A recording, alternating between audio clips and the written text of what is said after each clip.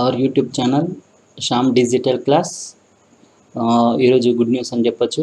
POLYCET రాసి మంచి rank వచ్చిన వాళ్ళ గుడ్ న్యూస్. ఎందుకంటే ఐఐటి బాసర నుంచి మనకు ఒక నోటిఫికేషన్ రిలీజ్ అయింది. మీరు ఎదురు చూస్తున్నటువంటి నోటిఫికేషన్. సో ఈరోజే రిలీజ్ అయింది. సో దానికి సంబంధించిన పూర్తి వివరాలు నేను ఇక్కడ మీకు ఎక్స్ప్లెయిన్ చేస్తాను. క్లియర్గా ఇక్కడ అబ్జర్వ్ చేయండి. ఇది ఎప్పుడు రిలీజ్ అయిపోయింది క్లియర్గా చూడండి. 31/7 అంటే ఈరోజే. ఇది ఒక ప్రెస్ నోట్. ఇది ఒక ప్రెస్ నోట్. సో ఏమని చెప్తున్నాడు ఇక్కడ, నేను అన్నీ మీకు ఈజీగా అర్థమయ్యే షార్ట్కట్లో చెప్పేస్తాను.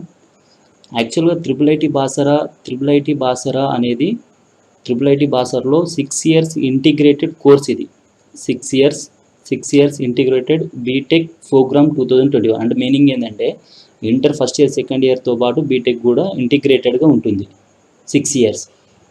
ఇది ఐఐటి బాసరా అంటే ఐఐటికి సంబంధించింది.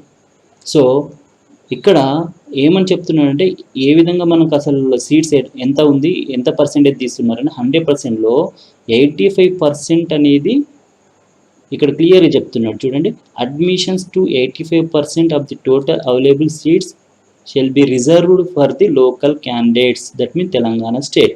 ఈ 15% గురించి మీరు దీని గురించి నోటిఫికేషన్ చూసి మీరు ఆగం కానవసరం లేదు.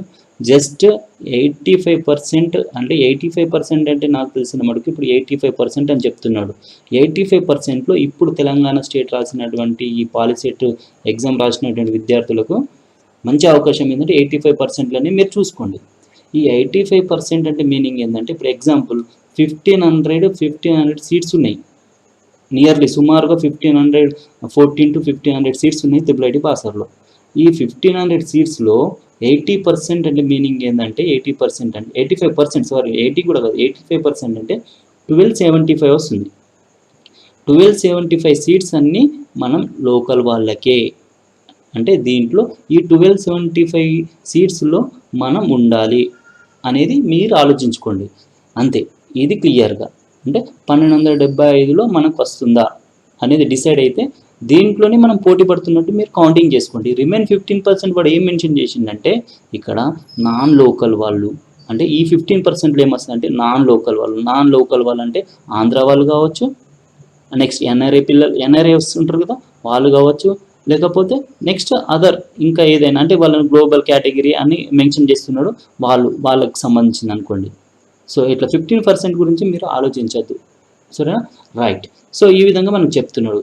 దీంట్లో ఈ నోటిఫికేషన్లో ఈ నాన్ లోకల్ ఈ without exam POLYCET without exam అట్లా అడ్మిషన్ అవుతుంటున్నారు. ఆ అడ్మిషన్ అయిన వాళ్ళకు సంబంధించిన ఫీజులు ఇక్కడ రిఫర్ చేస్తున్నాడు. ఏంటి 1,37,000, 3 lakh ఇట్లా మెన్షన్ చేస్తున్నాడు. ఇదంతా గురించి మీరు ఏం వరీ కానవసరం లేదు. మనకు కావాల్సింది ఏంటంటే మనం లోకల్ కేటగిరీనే చూసుకోండి. తెలంగాణ స్టేట్కి సంబంధించిన విద్యార్థుల గురించి చెప్తున్నాను నేను. సో ఇక్కడ ఇదంతా ఇంపార్టెంట్. ఈ ఫీజ్ స్ట్రక్చర్ కానీ ఒకవేళ సార్ మాకు గవర్నమెంట్ సీట్ వచ్చింది, ఫీజ్ స్ట్రక్చర్ ఎట్లా ఉంటుంది అనేది నేను నెక్స్ట్ వీడియోలో మీకు చెప్తాను ఫీజ్ స్ట్రక్చర్ గురించి. ఎందుకంటే మన దగ్గర ఎవ్రీ ఇయర్ ఒక స్టూడెంట్ మన దగ్గర నుంచి ఐఐటిలో ఉంటారు కాబట్టి నేను ఎక్స్ప్లెయిన్ చేస్తాను, నో ప్రాబ్లం. కానీ ఇప్పుడు కావాల్సిన ఇంపార్టెంట్ ఏంటి, ఎలిజిబిలిటీ ఎట్లా తీసుకుంటున్నాడు మరి ఎట్లా. సరే ఓకే సార్, పాలిసెట్ రాసిన వాళ్ళు మీరు అంటున్నారు కదా, అది ఏ విధంగా తీసుకుంటున్నారు అంటే ఫస్ట్ ఇంపార్టెంట్ ఏంటంటే ఇక్కడ candidates should have passed SSC, okay, any other equivalent examination recognised by the government of Telangana state, AP state conducted 2021. అంటే ఇది ఇంపార్టెంట్. అంటే ఈ ఇయర్ రాసిన వాళ్ళకు మాత్రమే అవకాశం. లాస్ట్ ఇయర్ అంతకుముందు ఇయర్ రాసిన వాళ్ళకు ఈ ఐఐటి బాసరకు రిలేటెడ్ ఏం లేదు. 2021 ఈ ఇయర్లో పాస్ అవుట్ ఉండాలి. ఇది ఫస్ట్. సెకండ్ ఏంటి, టీఎస్ పాలిసెట్. ఇది గుర్తుంచుకోండి, పాలిసెట్ అపియర్డ్. ఇక్కడ క్లియర్గా చెప్తున్నాడు. అంటే కొంతమంది ఏం చేస్తారు, మంచి ర్యాంక్ వచ్చిన వాళ్ళు అప్లై చేయడం అని కాదు. ఇది ఖచ్చితంగా గుర్తుంచుకోవాల్సిన విషయం. TS POLYCET appeared. జస్ట్ ఎవరైతే అపియర్డ్ అంటే ఎవరైతే ర్యాంక్ వచ్చి క్వాలిఫై అయ్యారో వాళ్ళు, అది ఎంత ర్యాంక్ అయినా రాని ఖచ్చితంగా అందరు అప్లై చేసుకుంటే బెటర్ నా ఉద్దేశం. చెప్పలేను, లక్కీ ఉంటే రిజర్వేషన్లో ఎస్సీ ఎస్టీలో కూడా రావచ్చు, ఎస్సీ ఎస్టీ రిజర్వేషన్ ఉంటే కూడా రావచ్చు. సో ఎలా రావచ్చు. కాబట్టి అందరు అప్లై చేసుకోవడం ఉత్తమం.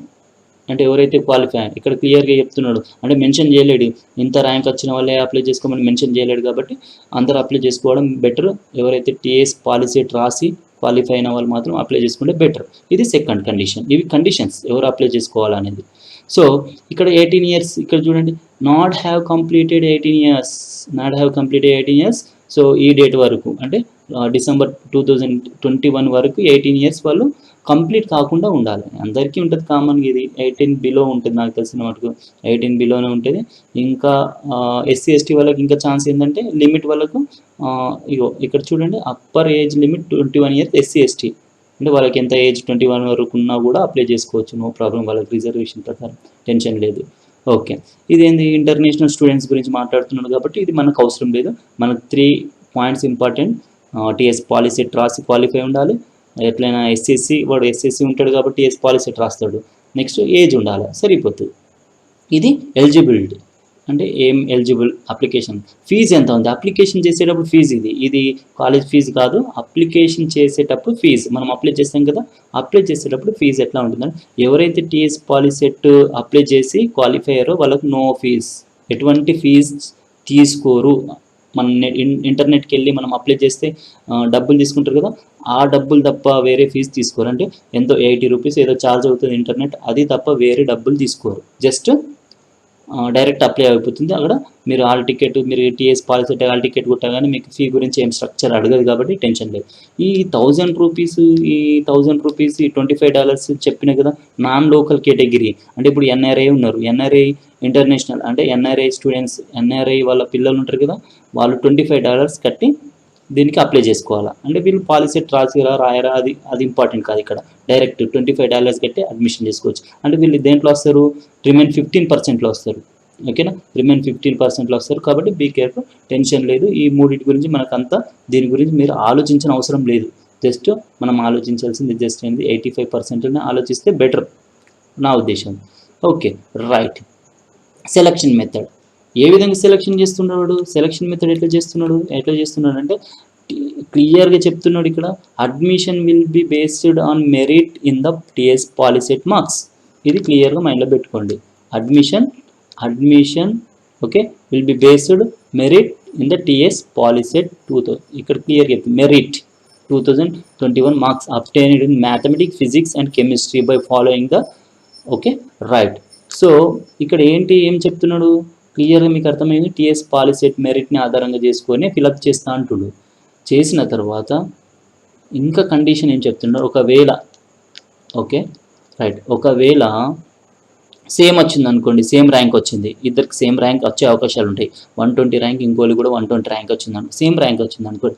సేమ్ ర్యాంక్ వస్తే అప్పుడు ఏం చేస్తాడంటే మ్యాథ్స్లో చూస్తాడు, హయ్యర్ మార్క్స్ ఇన్ మ్యాథమెటిక్స్, ఎవరికి మ్యాథ్స్లో ఎక్కువ ఉంటే వాళ్ళని చూసుకుంటాడు. ఒకవేళ మ్యాథ్స్లో కూడా సేమ్ ఉందనుకో ఇద్దరికి, ఫిజిక్స్లో చూస్తారు. ఫిజిక్స్లో కూడా సేమ్ ఉందనుకోండి, ఫిజిక్స్లో కూడా సేమ్ ఉంటే క్లియర్గా అక్కడ కెమిస్ట్రీలో చూస్తాడు. అంటే మీకు కావాల్సింది మ్యాథ్స్, ఫిజిక్స్, కెమిస్ట్రీ.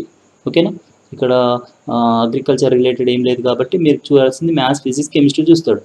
దీంట్లో కూడా అన్నింటిలో సేమ్ ఉన్నాయి అనుకోండి, డేట్ ఆఫ్ బర్త్ చూస్తాడు.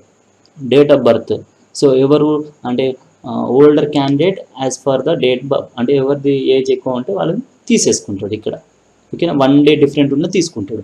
ఒకవేళ ఇది కూడా సేమ్, అన్నీ సేమ్ ఉన్నాయి అనుకోండి, లాస్ట్కి ఏం చేస్తాడు, హాల్ టికెట్ నెంబర్, మీ హాల్ టికెట్ నెంబర్ ఎగ్జాంపుల్ 150202122 ఇట్లా ఉందనుకోండి, ఇంకో అబ్బాయిది సేమ్ ఉండి లాస్ట్ 23 ఉందనుకోండి, ఇక్కడ క్లియర్ లోయెస్ట్ ర్యాండమ్ నెంబర్ అంటే ఎవరిది లోయెస్ట్ ఉంటే వాళ్ళది తీసుకుంటాడు.